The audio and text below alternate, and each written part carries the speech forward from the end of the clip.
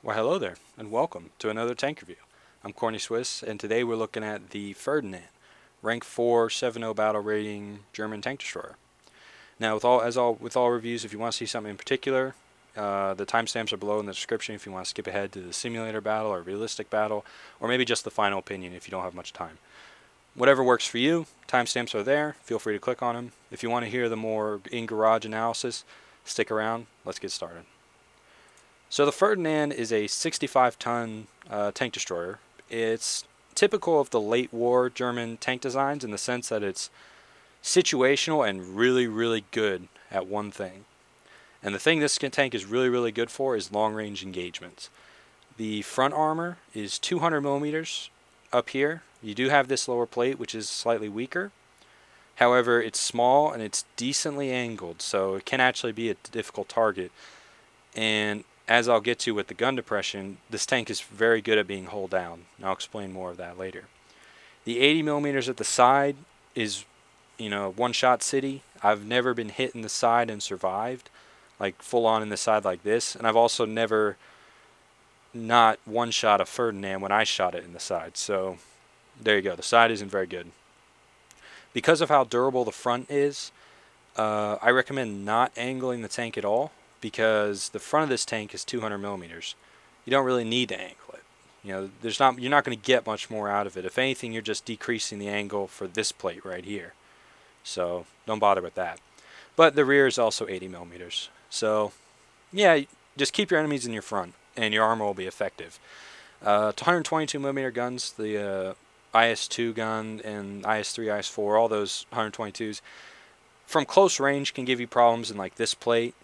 But generally when you get knocked out by those guns, somehow they hit your engine deck, or maybe they punched one through here. Because you notice that if your tank's angled down slightly, let's say you're shooting up at them, this engine deck is a brilliant target, because it'll almost always knock out the tank, if not disable and immobilize it. And then the sides obviously aren't that good. But as I was saying, the gun depression on this tank is 8 degrees, or not, that's turret rotation speed. 8 degrees of vertical guidance, gun depression, and 14 degrees gun elevation. What does that mean? This thing has really good gun depression, and it's also tall, with a very small lower plate. That's perfect for engaging from a hull down position, because basically every map has little low rises that you can hide behind, and Kursk is full of those big rolling hills, and you can sit on the back slope and shoot down the other side, which is nice. And that's kind of the way you want to use this tank. You want to find good positions to sort of hold up and hold back the enemy, keep them at arm's length. Because this is a 65-ton machine, and it only has a 530 horsepower engine at 3,000 RPM. The engine is way underpowered for this tank. 40 kilometers an hour is optimistic. Most of the time, if you give it a good enough lead up, you'll go maybe low 30s or so. You can get it higher on Kursk or going downhill, but don't expect much more than that. It's a slow tank, that's for sure.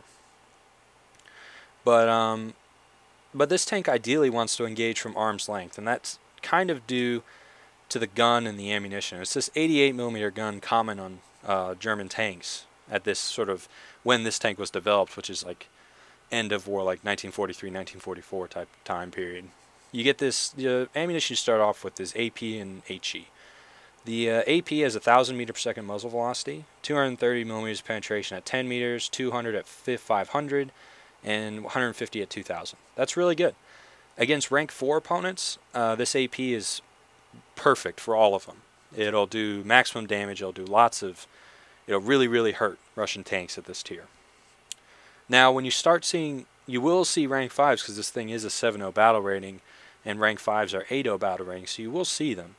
And usually when I start running into IS-3s, IS-4s, T-54s, I generally go ahead and load APCR, because more often than not, I want to get through the front of a turret of a T-54, and at longer ranges, I really need the APCR to get that done. The AP could, but it's questionable. I'd have to be too close. I'd be way too close for comfort. So I generally switch to the APCR for that. It's 1,200 meters per second muzzle velocity, great penetration at all ranges. So it's a good round.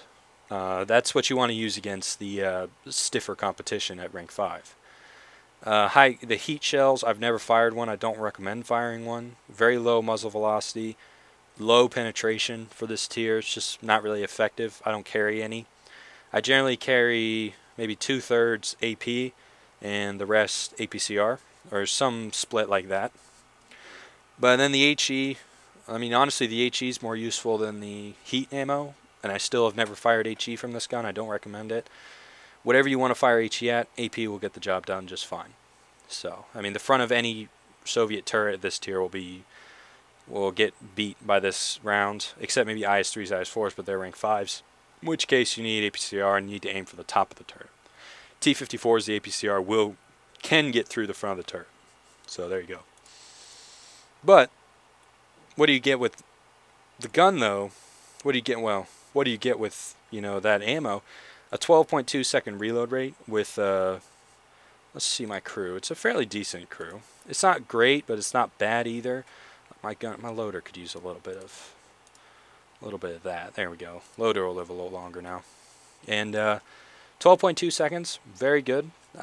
You'll definitely, as you'll see in a replay, you'll see you can just send the shells downrange, which is really nice. So, rate of fire is good. The ammunition choices are really, really good, and the front armor is really, really good. Where does this tank suffer? It's heavy, it's slow, and from the sides and rear, it's paper. At this rank, it's just paper. It's not going to get the job done. Because the engine is front mounted, you can get caught on fire by shooting through this lower plate, which is annoying. But I mean, your biggest fear in this tank is to be immobilized and then outflanked.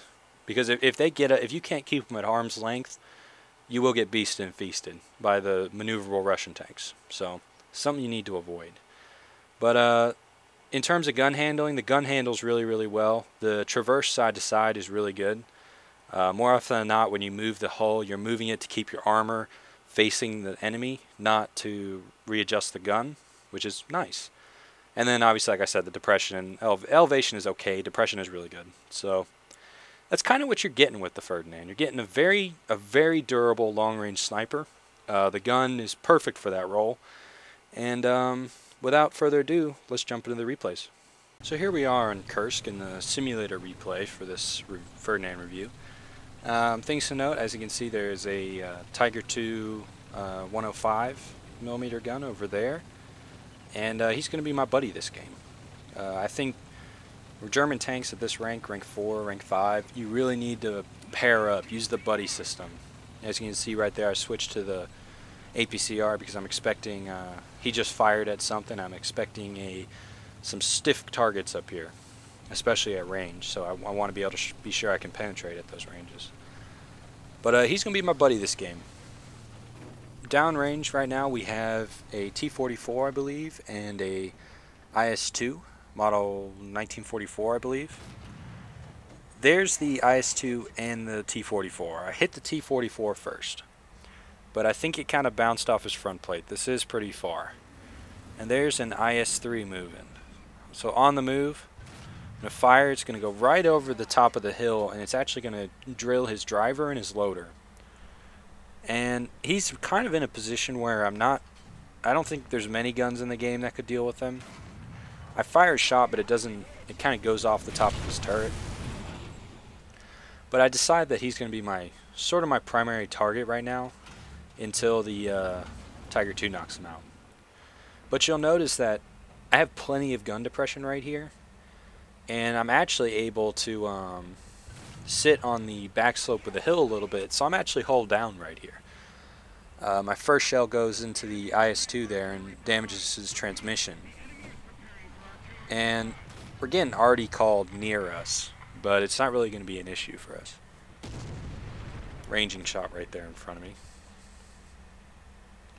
Now I'm looking for the IS-2 because I really would like to shoot him.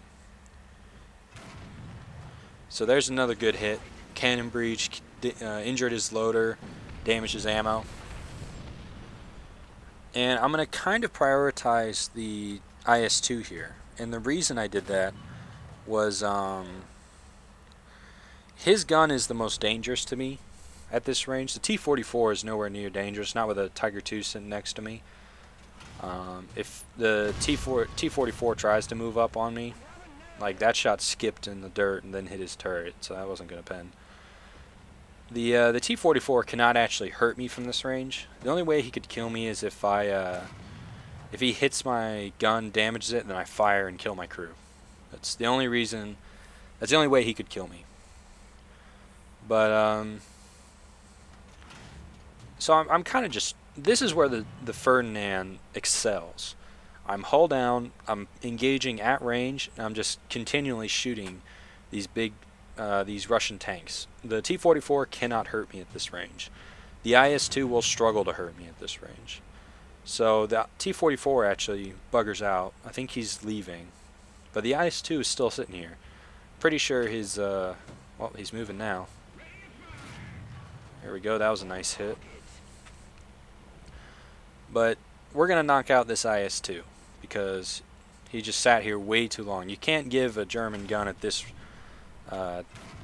range with you know, that many shots to get your range to a T. You can't give me that many opportunities. Most players will be able to nail you way well before I did. But the T-44 is kind of backing down the hill. And I think right now the Tiger II is actually going to start pushing over and pushing towards him, which I didn't immediately realize. When I see him moving forward, I am going to rush forward and try and help him, because the T-44 is actually falling back, and we're going to see more of him later. And I've fired a lot of my APCR, so I'm switching back to AP because I don't expect to need it for the T-44. And as you can see on the mini-map, the Tiger II is actually pushing forward. I believe I've realized it. And I'm going to move forward to help him because we need to stick together. He's a slow tank as well, and not quite as slow. And he has a turret, which is helpful. But I don't want to get outflanked, so I'm going to stick with him. Because if we get attacked or bounced from the side, he's more likely to be able to react to the threat faster. So, and at this point I did notice, or when I tabbed, I did notice that almost the entire enemy team are squatted together, which made this game really weird because 2 of them came over here, 2 went down the left, which I guess is a decent strategy, but at the same time, when you located us, you know, why didn't you, I feel like there should have been a reproportion of force or something like that. But now we're capping A because we've knocked out a bunch of their AI, or however, I don't know how it works on Kursk, honestly. But I'm going to move up here with this Tiger II, and we're going to buddy team this, or tag team this buddy system to keep each other alive. And that's really what you need to do at this rank, at rank 4 and 5 for the Germans. I've found that if the German players stick together and help each other, they win more often than not. I had another game in my Ferdinand where some T-54, they were in a platoon. They just played very unintelligently. Like they were together, and one stopped to shoot at me. I killed him, and then his friend was just still shooting at AI, just completely ignoring me. So I killed him too. It's like, where was that was a you know, poor communication. But on my right is actually that T-44 is going to pop up. So we're going to swing the tank around, and I'm going to rush over the top of the hill here, this little hill, to engage. The Tiger II is actually going to start engaging. My goal here was I knew the Tiger II could keep him off my flanks, but I don't want the Tiger II to get knocked out accidentally by this guy. I'd much rather take the hit than him, because I can block it pretty effectively. But one straight through the turret, plenty.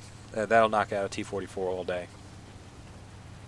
So, killed 2 players over here, and we've capped them. We're gonna win now. But me and this Tiger II we're just gonna kind of mosey up to the ridge over there and just start shooting things. So yeah, that's basically the end of the battle. But I wanted to show that replay because it demonstrates how the Ferdinand is effective at range engaging targets. The IS-2 and the T-44 had 0 chance of putting effective fire into me. So let's move on to the realistic gameplay. So here we go on the realistic portion of, well, the realistic gameplay portion of this review. I'm driving the Ferdinand on Jungle. And Jungle is actually a pretty good map to get on the old Ferdinand.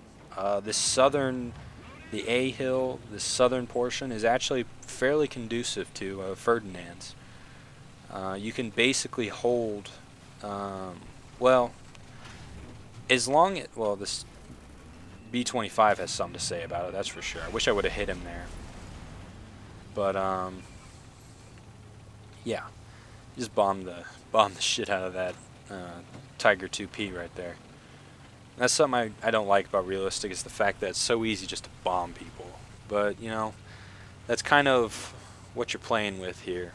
You know, mixed battles can be really, really fun, but it kind of sucks when people just get bombed. When you're in a one spawn tank, you just get bombed out right away. But, so I'm pushing up. I'm looking at all these bombers and stuff. I'm convinced that B-25 is coming for me. It turns out he wasn't. He's bombing someone else. Which is fine. Don't bomb me, please. But, I'm actually going to take a shot here. I'm going to yellow the shot. I'm actually going to hit him. Which is cool. Bam. I think I got his gear leg, was it? Left gear leg. That's nice. I wish I would have chopped off a wing or something like that. Avenge my comrade. But wasn't meant to be. But this is where the Ferdinand kind of likes to be. Notice the gun traverse. I can actually just about point around this corner, which is really cool. The only issue I might have is if people go to the south, on that big south road. Then I'll have issues. But in this game, no one really did. And if they did, I think the bombers kept them off me. So there's this guy, the T-44. He's having a sour day. Don't need APCR for that. Just use the standard AP. That's plenty of penetration. And right here, I kind of don't know what to do. I really don't. I'm trying to decide, do I want to back up and not get... Because I don't know if I'm going to be flanked from the south. So I'm kind of trying... I'm looking for a position where I'm not going to get flanked like that. That was the AI, so don't worry about that. But I'm not going to have to worry about that. And I'm actually going to... Eventually, I'm going to say I'm just going to push all the way around. Because while I didn't get a whole lot of action over here, my teammates got it done elsewhere on the map. And we're going to be able to push into B. And I think the issue that the Russian team kind of had was they... a lot of them were in planes at the beginning, which isn't conducive to a tank battle. If most of your team is flying planes, it really makes it difficult for the either few people who are flying tanks, or flying tanks? What? It makes it difficult for the people who are driving the tanks to really gain any ground, really hold any ground in on the map. So when you go to spawn into your tanks, you're trapped in your spawn, and we're actually going to see that. There's not much a player can do when you're just spawn trapped, and you have, you know, German guns trained in on your range and engaging you from strong cover. So, but that's not my fault, you know. And the B-25 just crashed, I think. I think he couldn't land because it's kind of sad I didn't get the kill for that. I felt like I should, and I hit him.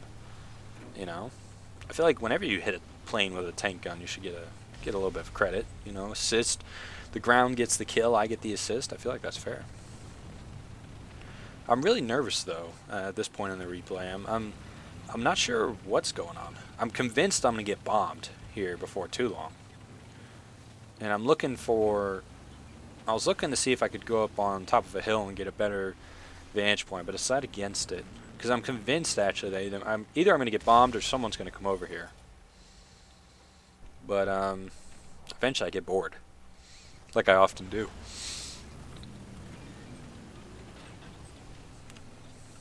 Yep, I think I'm getting bored now. I'm going to push up, push around, and try and look for them. I know they're around here. Can't hide from me. Definitely can't hide from me. I'm looking. I want to kill things. And I actually hit the IL-10 there. Damaged his rudder. I thought I was going to get a kill off that. Because, I don't know. Damaged rudder seems like an issue for a good old plane. But, not meant to be. And I'm just taking pot shots at this guy. I'm pretty convinced he's either on the other side of a hill or something's up with him. But we're gonna, yep, there he goes. He dropped down. He's still alive, I think, but he dropped down. But we've moved into B, setting up shop. So I'm kind of in the mood to get up here and support my teammates. The Ferdinand, obviously, I think the Ferdinand is a good tank machine. Is it a tank? It's a tank destroyer, that's for sure. But are tank destroyers tanks? I feel like they are. But regardless, I decided to push across the bridge. I'm gonna push across the bridge and try and. My goal was just kind of sit somewhere where I could watch their spawn and basically just spawn trap them. And I know I'm a dick for doing that, but it was the right decision because I mean, when you play rank 4 or 5 Germans, you understand that you don't win a lot, and whenever you get a chance to win, you got to grab it. You know, you got to do whatever you can to make sure you get that W. But so there's a SU-100 that spawned up here in the spawn. That's where he spawned. You spawn in the spawn. Holy shit. So I'm gonna push up here, try and do a Tokyo drift in the good old Ferdinand. And this like 29 kilometers an hour, 30, just breaking 30. I'm whipping it over here. But I'm gonna try and Tokyo drift this shit and get right up in there and give this guy the good news. Greetings, friend. He's knocked out. Hit his ammo. But I feel fairly safe just sitting here. The only way they can really hurt me is if they get no, this is another guy I'm just taking a pot shot at. Set on fire though. That's good. And knocked out. Sweet. Double strike. And here it comes again. Now, that shot went low. I have no idea how. But now what I'm doing is I shouldn't have gone that far. I should have maybe stayed up a little farther. Been on like a down slope. Because my lower plate was covered, but I don't want to show him my engine deck. That's for sure. But the issue this guy has is the bombers know exactly where he is. That's going to become a serious issue for him. Because we do have bombers overhead. And since he doesn't want to come out, I don't want to go up there and get him, that's for sure. I ain't doing that. He's going to meet his untimely fate at the hands of a bomber. Eventually. Eventually. I'm looking, watching the menu. Yep, here he comes. See, the bomber, fighter, whatever it was, he blows the shit out of him. Dude's done. And, yeah, now we're just cleaning up. Try and shoot this IL-4. I thought I was going to get lucky number 3. But, yeah, gun traverse. It wasn't quite good enough there. Maybe could have taken the shot earlier. Here's another SU-100. I thought the JU-87 had him, but I guess not.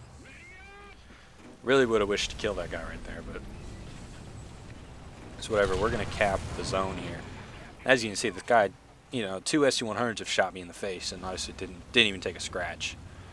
But we've capped. We've won. GG. Alright, so opinion time. What do I think of the Ferdinand? Here's the thing. I really like it. I think it's a great tank. You need to understand my preferences in tanks. In World of Tanks, I absolutely loved the T95. I loved the. I really liked my IS-7 just because of how bouncy the armor was.